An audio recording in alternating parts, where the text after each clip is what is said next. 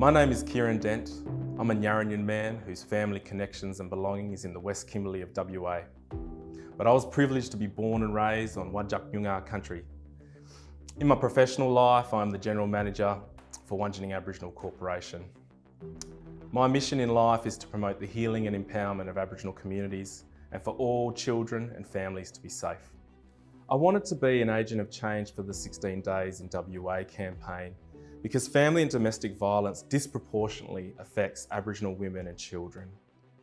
Family and domestic violence is a key driver in the removal of Aboriginal children from their families. Our whole community cares about the removal of our children. In order to prevent that to occur, we must eradicate family and domestic violence from our families.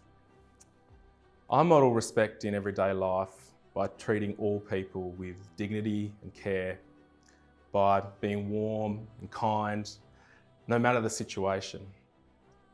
But it's deeper than that. It requires you to examine your biases, the differences in people, and be constantly trying to grow to do better. Because respect essentially is a foundational value in relationships. Without it, you have no trust or safety. So we really should always be striving within ourselves to demonstrate respect in every situation. Ending violence against women is everybody's business because violence against women affects all of us in some way. Therefore, it is our responsibility to take steps to be the change, to make the change, to ensure that this no longer occurs in our community. It's important to talk about respect because respect is the foundational value in any form of relationship that we have with another person. It helps us to engage our empathy, to actually genuinely stand in another person's shoes and actually consider our behaviour and the choices we make before taking any kind of action, which in the context of family and domestic violence is critical because violence against women is a choice and you choose how you respond.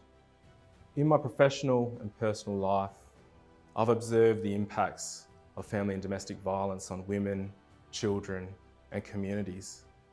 I've also had the humble privilege to listen to many women's stories of how it's affected them.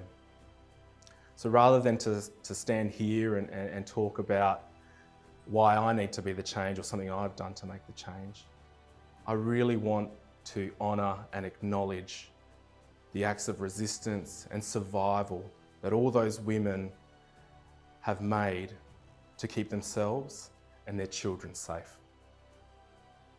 But our women are doing their bit. It's now our time to do our bit, for men to do their bit. And I'm committed to being one of those men.